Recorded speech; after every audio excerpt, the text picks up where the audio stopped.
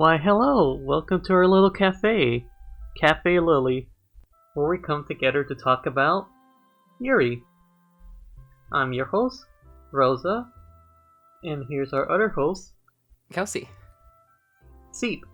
No. Oh, wait. Drawing a blanket's turn next week. It's alright, we have to get in the headspace. We're in the cafe now. Yeah, we're in the cafe now. So what are we here to do? Well, we're here to talk about Yuri, as I said before.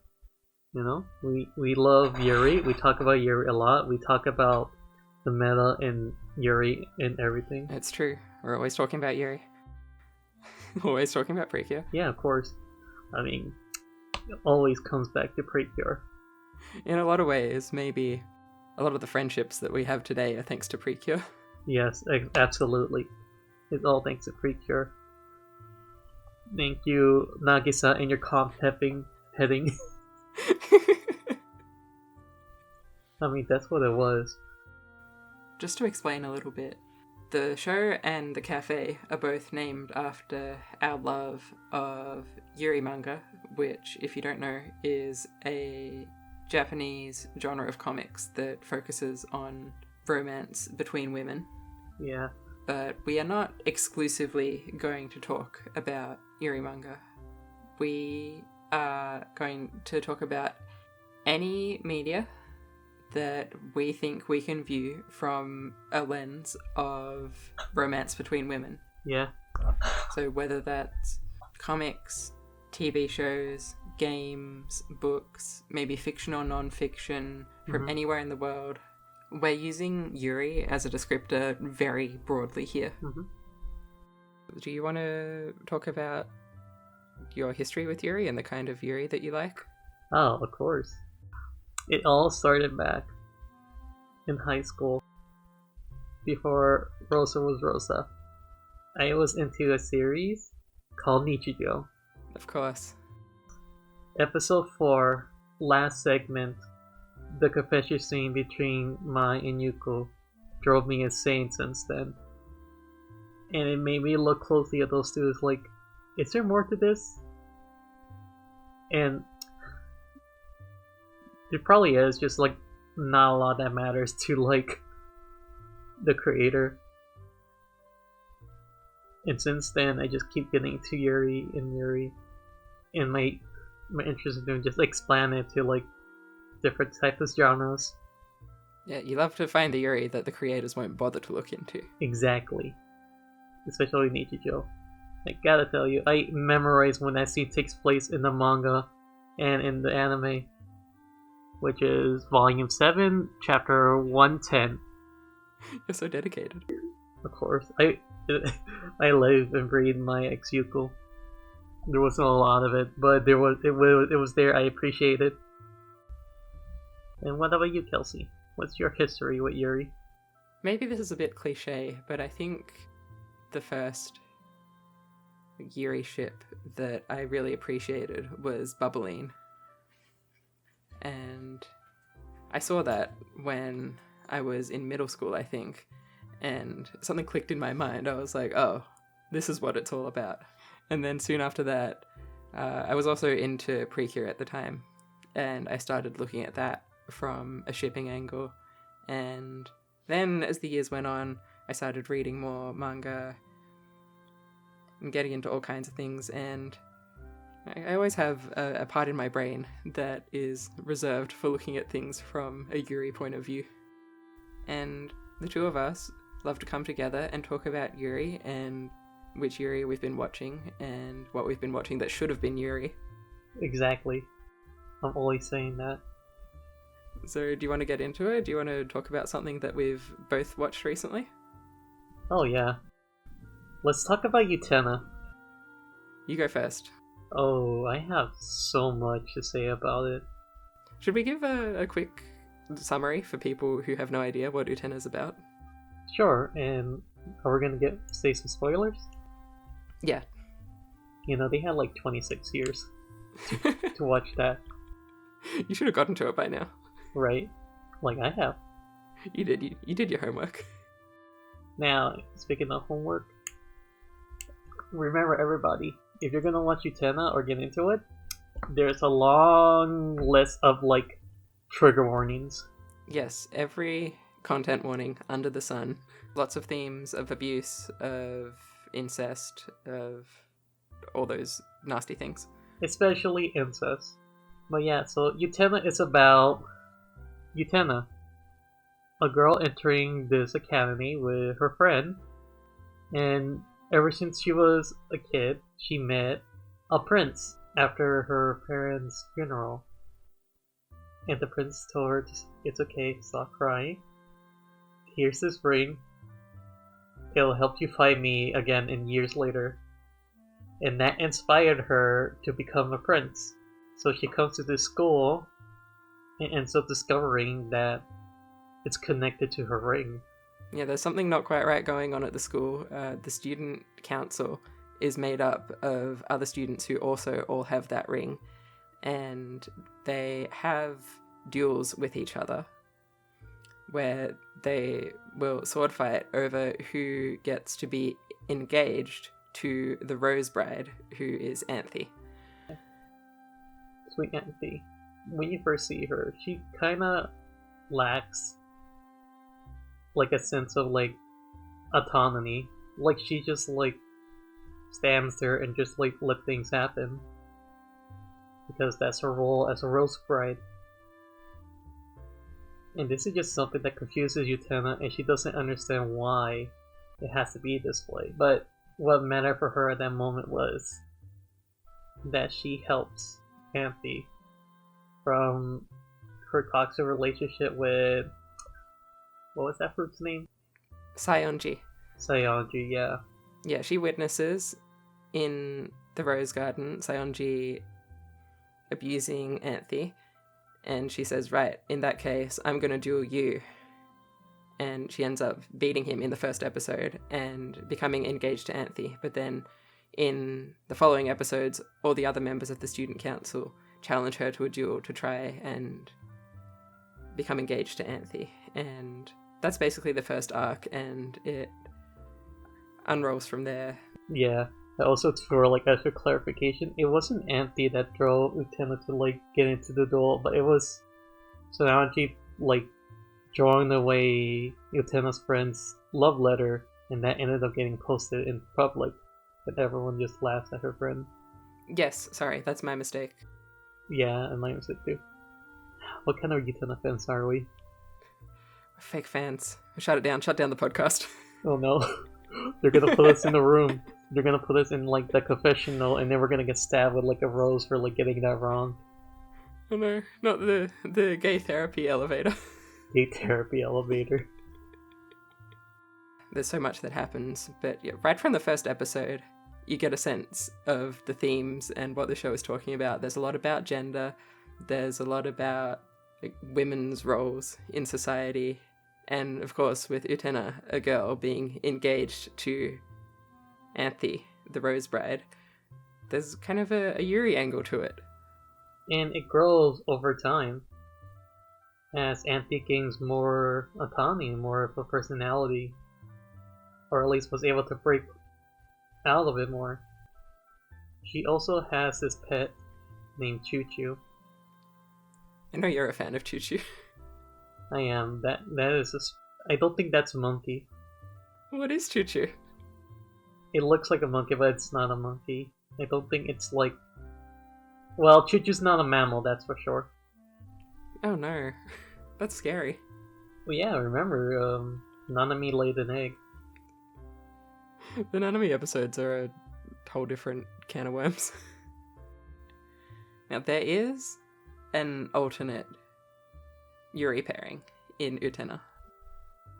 Oh, yes, we're gonna get into it.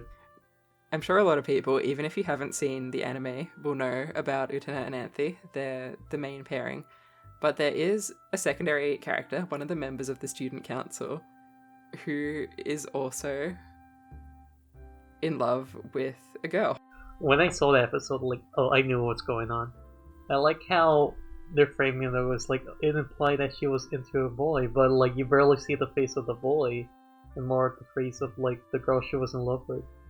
There's an episode in the second arc where the girl that Yuri is in love with goes to get gay therapy in the elevator. And it's amazing. It's one of my favorite episodes. It's a really good one. I love it for the drama. You also like divorced parents too. I do. I love when characters are divorced. Rosa loves to make fun of me for this, but I stand by it. Like, I don't blame you. Just like look at Yuri and Asuka on Precure. It's so true. Now Auntie. Let's talk about Auntie for a bit. She's such a good character. Yeah, she's wonderful. Even as reserved as she was, she still got a lot of fun stuff going on. Like, she's just like taking care of like 700 different animals. Like the snail in the desk. There was more to that. She had like an otter, a snake. No, not a snake. That one was eaten. Like an octopus in her closet. They're a friend. Even the cow, Nanami. Poor Nanami. Yeah, Anthe starts out, maybe when you're watching the first few episodes or the first arc, she doesn't seem to be that complicated of a character, and she doesn't seem to have that much going on internally, but as you keep watching the show, you'll see what's going on with her. She evolves into such an incredible character. I'm always really struck by a part in one of the final episodes, because Utena asks her again and again, why don't you just stop being the Rose Bride? But something Anthe says is that all girls are the Rose Bride in a way, and that just sums up the themes of the show so incredibly. I love it. Yeah, it's so beautiful. And I just love her friendship with Utena because of how close they became and how important Utena became to Anthe. Yeah. And it was really just making Anthe a more independent person. Especially when they have these moments together. Like, they would traditionally get to bed, hold each other's hands, and then talk about their feelings. They do! And it's so cute. Yeah, it's so cute. It's also, Anthe was the reason why Utena went on to a journey of becoming a prince. She was never doing this because of a prince. She was doing it to help another girl. And that's why she wanted to be a prince. To be the prince, to save a princess. To save all the princesses of the world. And Akio got really clearly was upset each time she came close to that realization. When the shadow play happened, when they were watching that, I feel like he was sweating on the inside, saying like, "Oh no, she's gonna figure out." Like, that guy really hated that his sister was like finding comfort in Utena, and it kind of leads to like him being the groomer he was to Utena. Yeah, definitely. He really tries to drive a wedge between the two of them. Yeah. And it almost works, but then the two of them have a moment where they talk about their feelings and sort of analyze their own thoughts and say, actually, no, it's not okay that I'm feeling like this, because what's more important is what you're going through. There's just such a complex network going on in Utena. You just like continuously talk about the themes, these moments, these little intricacies. It's like you'll see something more each time you rewatch the series. Definitely. When you said that you wanted to talk about it on the first episode, I went back and rewatched it because I'd seen it before. And I noticed so much more the second time. But it's very fascinating, like, watching it post Gundam Witch, because like I started with Gundam Witch and like I hear it had like a lot of influence from like Utena. I was like, okay, let me see what's going on here. So I go back there and like, oh, I get it. It's all the dueling and stuff. You know now. I know now, but it's completely different. Is it really? Because I haven't seen Gundam Witch, and I have heard that there are a lot of similarities. There is. For sure, there's a lot of similarities of like adults failing their kids. Well, adults failing their youth. That's for sure. The dueling aspect is there, but the person who's dueling and the person you're dueling for have major differences in like their own independence and autonomy. Okay, that's interesting. I might have to check out Gundam Witch. Yeah, it's been a fun watch in the first season, and now like season 2, you're in hell. Oh no! Someone even pointed out that a divorce episode also had a Was similar. it a divorce episode? Yes. You know, Utena had one, so Gundam Witch has to have one too. And they do the same thing where the episode afterwards is like a recap. Yeah, with the context, you kind of just understand. And like, it kind of was like I was rewatching Gundam Witch 2 in a way. Because just seeing these themes, some of the themes being reused again or appeared again in Gundam. That's interesting. That's interesting that having the context of Utena will let you view this other show in a new way. Yeah, it's very interesting. Definitely recommend Utena for anyone who thinks they'll enjoy it. Yeah, but also remember the content warnings for it. So be wary. Do not let the silly Nanani episodes fool you. Other than Utena, what else have you been looking at lately? I recently finished The Girl Who Cannot Get a Girlfriend. It's an autobiography by Mieri Hiranishi, and it's really, really good. It's a really fun thing. When I picked it up, I couldn't stop reading it. It was such a wonderful read, just learning about this person's girlfriend relationship, them like figuring yourself out or thinking about like who they have to be in order to find love. And does she ever get a girlfriend? Yeah, I read this one too. Yeah, it's just like a very wonderful read for me to read it. Like, it's also like, I think this is like my third autobiography I read. Yeah, there's a lot of really good autobiography manga. Yeah, especially revolving around the lesbian experience. Yes. Like X-Gender and my lesbian experience with loneliness. Yeah, those are both also really good ones. And to quote that one tweet, this lesbian has been put through the ringer. This poor lesbian. Yeah. I also read The Girl Who Can't Get a Girlfriend. Yeah, I really enjoyed it. It was really good. But I have an issue with it, which is that it's called The Girl Who Can't Get a Girlfriend, but for about a third of the book, it's about how she has a girlfriend. Well, here's the thing. She only had a girlfriend for a month. Yeah, that's true. Honestly, I don't blame her. Well, of course, spoilers. But I don't blame her for... I say this jokingly, but I don't blame her for, like, taking 4 years to get over that woman. Because, like, yeah, I would be depressed too if I lose a woman like that. It's true, it's true. But I'm very happy that Mira discovered self-love throughout the manga, because it's also very rough to hear, like, just seeing how she was just trying to find the feeling of love but couldn't find any more of it, because, like, that specific relationship was, like, her first one, and she didn't even know how to handle going beyond that, or, like, moving on from that since then.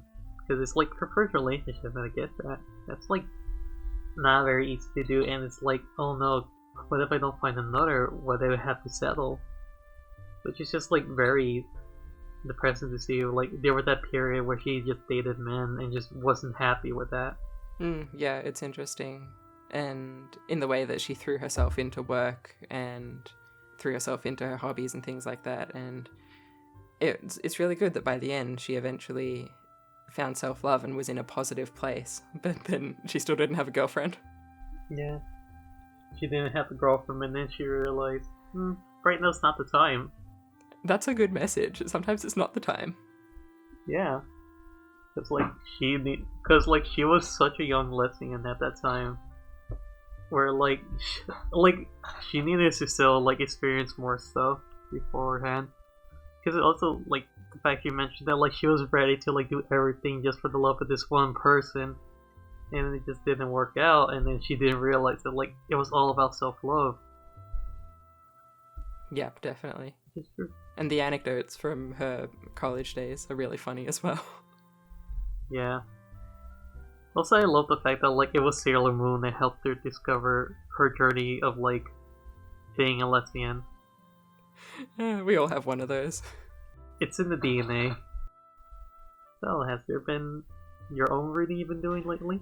Yeah, actually, I read a novel called Our Wives Under the Sea by Julia Armfield, who is an English lesbian author. And yeah, I really enjoyed it. I just finished it a couple of days ago. And Our Wives Under the Sea is kind of like a modern gothic horror kind of novel about a woman named Mieri, whose wife is a marine biologist named Leah, who is supposed to go on a submarine research expedition that is supposed to last for 3 weeks. And then the submarine disappears for 6 months.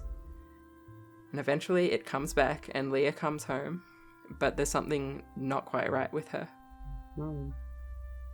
And that's what the book is about. It's kind of like discovering what happened on the submarine and discovering what's going on with Leah. But it's also a really interesting angle to look at it from 2 married women who are going through that situation. Yeah. And that's a kind of Yuri that I really like. I like when it's just some kind of situation, but you put lesbians in it, and that's what I like. Yeah. Like, you know, lesbians sometimes get into situations. And that's what we need to take away from this, that sometimes lesbians get into situations, sometimes lesbians go under the sea. And sometimes they come back a little different. Yeah, I really enjoyed that book. I would recommend it if you're into horror and things like that. Unless you're like a horror buff that likes horror. Like Chucky. Shoutouts to Chucky. Ally. An ally. So another thing I wanted to bring up was an old classic of mine.